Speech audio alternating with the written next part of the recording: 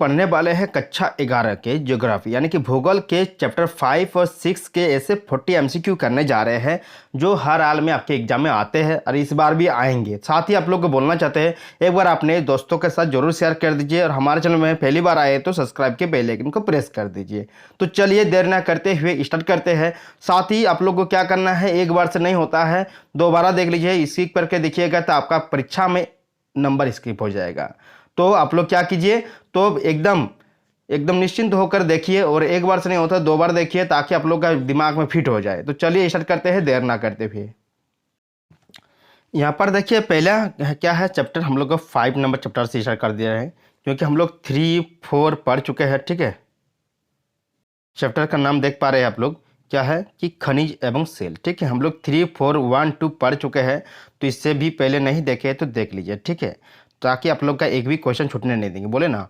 तो 40 में 40 नंबर लाना है तो एक बार जरूर सब्सक्राइब कर दीजिए। ठीक है, चलिए तो सबसे पहले यहाँ पर क्वेश्चन क्या है कि निम्न में से कौन ग्रेनाइट के 2 प्रमुख घटक है। ठीक है, ग्रेनाइट के प्रमुख 2 घटक क्या है, तो है आपका जाकर सिलिका एवं एल्यूमिनियम क्या है, ग्रेनाइट के 2 प्रमुख घटक है। ठीक है, नेक्स्ट क्वेश्चन क्या है, 2 नंबर है कि निम्न में से कौन सा कांतिज सेलों का प्रमुख लक्षण है, यानी कि प्रमुख लक्षण यहाँ पर क्या है, परिवर्तनीय। ठीक है, परिवर्तनीय जो है कांतिज सेलों का क्या है, प्रमुख लक्षण है। ठीक है, नेक्स्ट याद रखिएगा कि निम्न में से कौन सा एकमात्र तत्व वाला खनिज नहीं है, एकमात्र वाला यानी कि एकमात्र तत्व वाला खनिज नहीं है, वह है स्वर्ण है। लेकिन है कौन कौन, देखिए स्वर्ण है एकमात्र वाला तत्व खनिज, चांदी है, ग्रेफाइट है, लेकिन माइका जो है एकमात्र तत्व वाला खनिज नहीं है। नेक्स्ट याद रखिएगा निम्नांकित में से कौन सा कठोरतम खनिज नहीं है, ये कौन सा कठोरतम खनिज नहीं है, तो बेसाल्ट है, क्वार्टज, ग्रेनाइट या क्या है, कठोरतम खनिज नहीं है। लेकिन कठोरतम खनिज कौन है, तो हीरा जो है सबसे कठोरतम खनिज है, याद रखिए हीरा।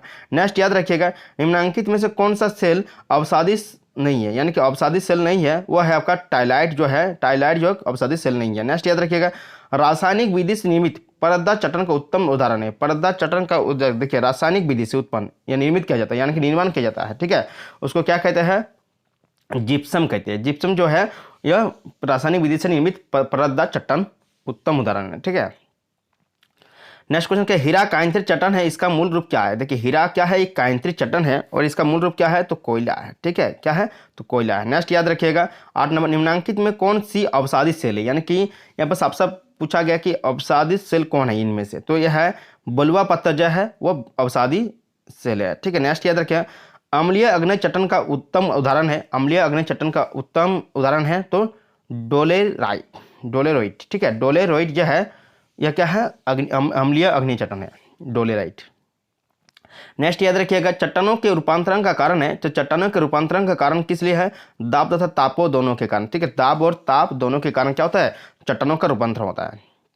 नेक्स्ट चलिए यहाँ पर क्वेश्चन क्या है कि पृथ्वी के आंतरिक भाग में कौन सी चट्टान अधिक गर्मी एवं दबाव से बनी है, यानी कि यहाँ पर अग्नि है, ज्वालामुखी है, कांतिज है, अवसादी है, लेकिन इनमें से क्या बोला है कि अधिक गर्म और दबाव से बना इनमें से कौन सा चट्टान है, तो देखिए तो वह है आपका कांतिज जो चट्टान है जो है वो अधिक गर्मी और दबाव से बनी है। ठीक है, नेक्स्ट याद रखिएगा निम्नांकित में कौन सा खनिज अधात्विक है, यहाँ पर कौन सा अधात्विक खनिज है, तो यहाँ पर देखिए सल्फर जो है वह अधात्विक खनिज है। तो यहाँ पर देखिए तांबा है, सीसा है, एल्यूमिनियम क्या है, धात्विक खनिज है, बाकी सब क्या है, धात्विक खनिज है। ठीक है, याद रखिएगा सल्फर क्या है, अधात्विक खनिज है। नेक्स्ट याद रखिए पृथ्वी की ऊपरी परत में सर्वाधिक मात्रा में पाए जाने वाली चट्टान है, यानी कि पृथ्वी के ऊपर में सबसे ज्यादा मात्रा में पाए जाने कौन सा चट्टान है, तो वह है आपका जाकर अवसादी चट्टान। ठीक है, अवसादी चट्टान पृथ्वी के ऊपर में पाए जाते हैं।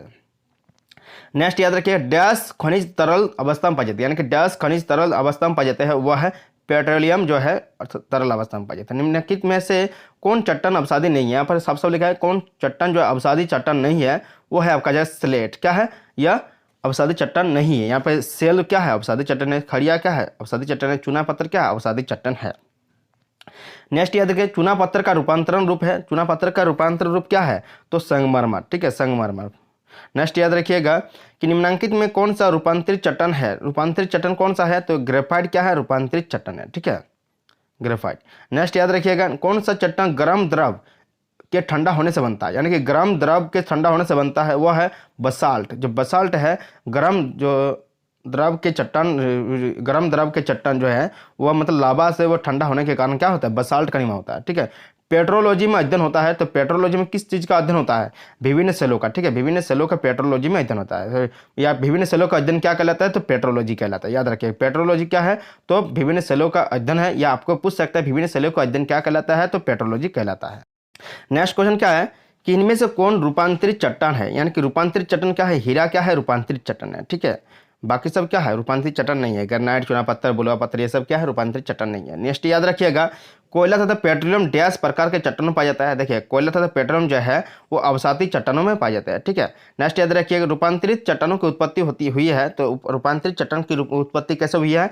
कि आग्नेय चट्टान और अवसादी चट्टान के द्वारा, ठीक है, आग्नेय चट्टान और अवसादी चट्टान के द्वारा क्या हुआ है कि रूपांतरित चट्टान की उत्पत्ति, यानी कि इनमें से क्या होगा? दोनों होगा, ठीक है, एक या दो।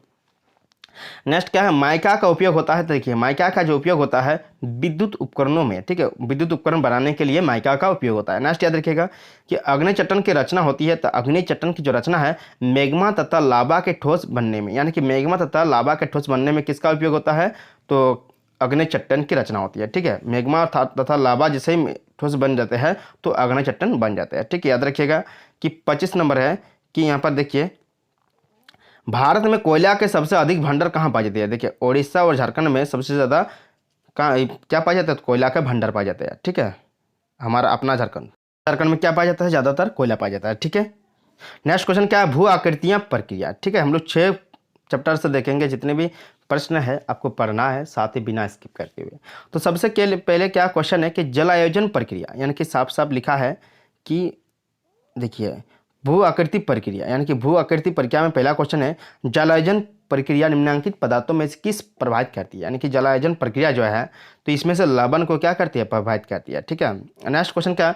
मालवा अवदाव को किस श्रेणी में सम्मिलित किया जा सकता है? यानी कि मालवा जो अवदाव है उसे हम लोग भूस्खलन संबंधी में सम्मिलित कर सकते, किस श्रेणी में हम लोग सम्मिलित कर सकते हैं?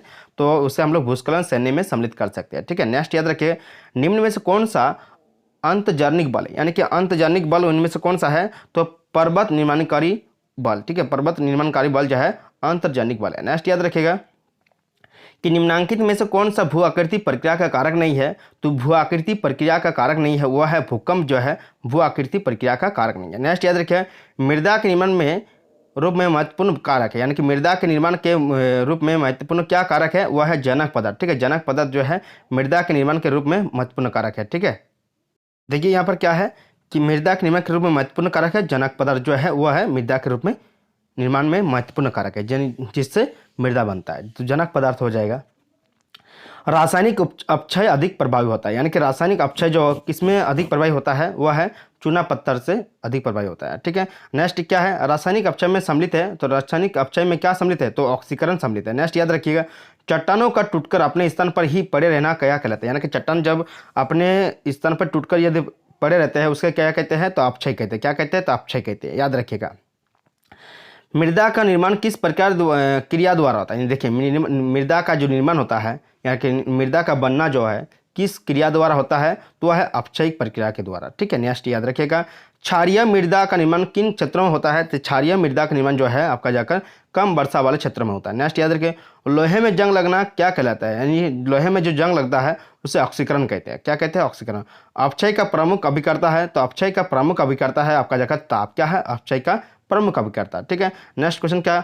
ऑक्सीडेशन का सर्वाधिक प्रभाव होता है। देखिए ऑक्सीडेशन का सर्वाधिक जो प्रभाव होता है वो तो लोहे खनिजों पर, ठीक है, लोहे खनिजों पर ऑक्सीडेशन जो है सर्वाधिक प्रभाव होता है। नेक्स्ट याद रखिएगा कि यहाँ पर है, देखिए क्या है कि निम्न में से, ठीक है, निम्न में से कौन से रासायनिक अपक्षय की प्रक्रिया नहीं है? यानी कि रासायनिक अपक्षय की प्रक्रिया नहीं है, वो है आपका जगह हिमकरण और पिघलना जो है रासायनिक जो 4 नंबर ऑप्शन, ठीक है, 4 नंबर जो है यह सही है। हिमकरण एवं पिघलन जो है रासायनिक अपक्षय की प्रक्रिया नहीं है ना। तो यानी कि हम लोग चैप्टर 6 के और चैप्टर 5 से सारे प्रश्नों को देख लिए, 40 ऑब्जेक्टिव प्रश्न पढ़े, ठीक है।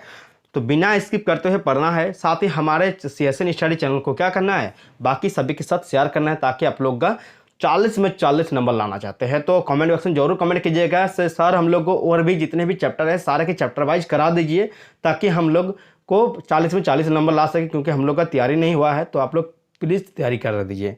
तो एक बार जरूर कमेंट बॉक्स में कमेंट कीजिए कि आप लोग 40 में 40 लाना चाहते हैं, तो हमारे चैनल को सब्सक्राइब कर दीजिए और साथ ही हम लोग लाएंगे 40, वो कमेंट बॉक्स में कमेंट कीजिए कि सर 40 में 40 लाएंगे। ठीक है, तो जय हिंद, मिलते हैं नेक्स्ट वीडियो के साथ, तब तक के लिए देखते रहिए CSN स्टडी।